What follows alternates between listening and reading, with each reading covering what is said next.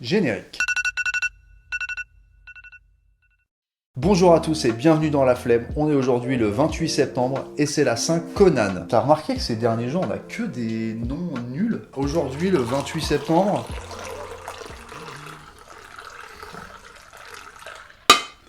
c'est la Saint-Conan, la Saint-Vaclav, la Saint-Vécélas, la Saint-Wenzel. Willy Wenzel. Ou Wenzel Washington. Tu penseras à faire la Wenzel? C'est la journée mondiale de quoi aujourd'hui?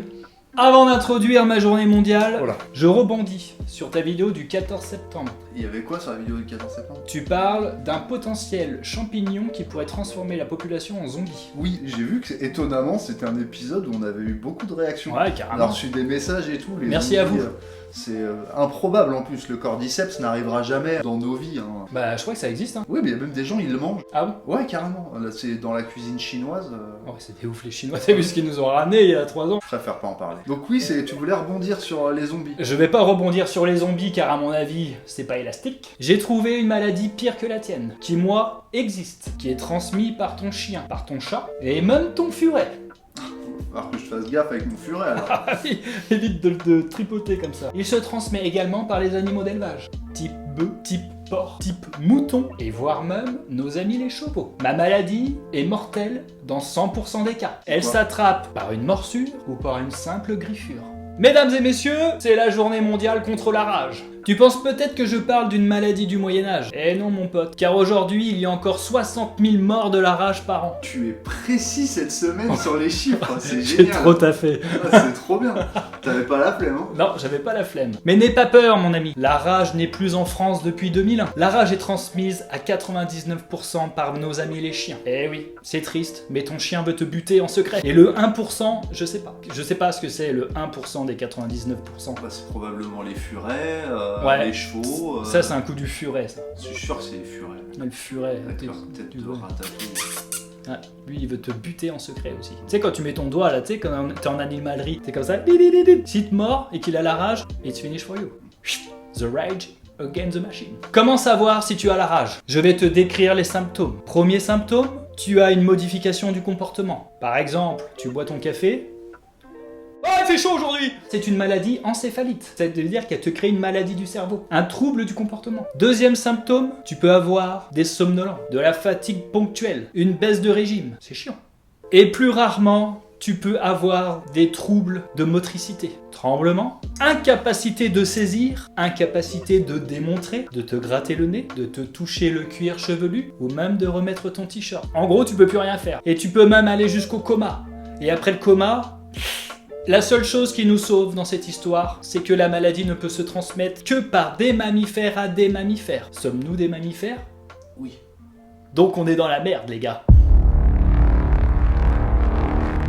Pour être raccord avec ma journée mondiale, je vous propose un morceau ô combien sympathique de DJ JFB qui reprend le célèbre morceau de Rage Against the Machine Killing the Name, yeah. Je peux voir ça va envoyer sec, tu cliques là ou tu regardes en fin de vidéo mon pote. Allez let's go, on enchaîne mon pote, c'est parti.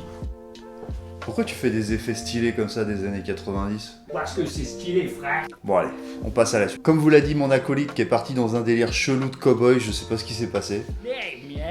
Aujourd'hui, c'est la journée de la lutte contre la rage. Et c'est pas un hasard. Le 28 septembre, Louis Pasteur s'est éteint. Et on est une époque où peu de gens s'en rendent compte, mais Louis Pasteur est un des héros de l'humanité. Déjà, il était pas médecin, mais il a marqué la médecine comme personne l'a jamais fait. Louis, à la base, il était chimiste et physicien. Je synthétise, calme-toi, j'avais juste la flemme de tout raconter en détail. Son premier exploit est de comprendre qu'entre 50 et 60 degrés, ça arrête la prolifération des microbes qui gâchent la moitié des récoltes de vin. Et quand t'arrives à sauver le vin en France, normalement t'es bien vu. Après, il bosse sur le choléra des poules. Choléra des poules. Et dites-le plusieurs fois, c'est hyper satisfaisant. Choléra des poules, choléra des poules, choléra des poules. Il inocule des souches virales à toutes les volailles, mais elles meurent toutes, ça marche pas du tout son truc. Et un jour, probablement un vendredi où il faisait le ménage, il tombe sur une souche de virus qu'il avait oublié dans un coin. Il se dit qu'il va tenter d'inoculer une poule avec ça. Donc, il pique la poule et elle meurt pas. 2 jours plus tard, il repique la même poule avec une souche virale et la poule ne meurt toujours pas. Là, il comprend que le système immunitaire de l'animal s'est préparé à combattre la maladie grâce à la souche préalablement inoculée. Il mesure tout de suite la portée de cette découverte et il organise une expérience sur un troupeau de moutons. 2 mois plus tard, tous les moutons vaccinés sont en vie, tous les non vaccinés sont morts. Bon bah à ce moment-là, Louis Pasteur c'est une star. Ouais, à l'époque les scientifiques c'était des stars alors qu'aujourd'hui... Bon, c'est pas le sujet. Louis se dit tout naturellement, si ça marche sur les animaux, ça doit marcher sur les humains. Alors il charbonne sur la rage, une maladie qui fait des ravages à l'époque, et d'ailleurs sans l'intervention de Louis, elle ferait encore probablement des ravages aujourd'hui. Il fait 2-3 trucs dans son labo et le 4 juillet 1885, il y a une femme qui vient frapper à sa porte en disant que son fils de 9 ans vient de se faire mordre par un chien enragé, qu'il est condamné et que foutu pour foutu, il faut essayer quelque chose. Louis Pasteur injectera 13 souches non virales à l'enfant et une 14e avec une souche virulente. C'est la première fois qu'on inocule la rage volontairement à un humain et personne ne savait s'il allait survivre. Le petit Joseph Meister sera hors de danger en moins de 15 jours. Cette découverte a changé le cours de l'histoire de la médecine et même changé le cours de l'histoire tout court. Après, il y a eu l'Institut Pasteur, les nouveaux vaccins, mais faut que tu te renseignes par toi-même, moi j'ai la flemme.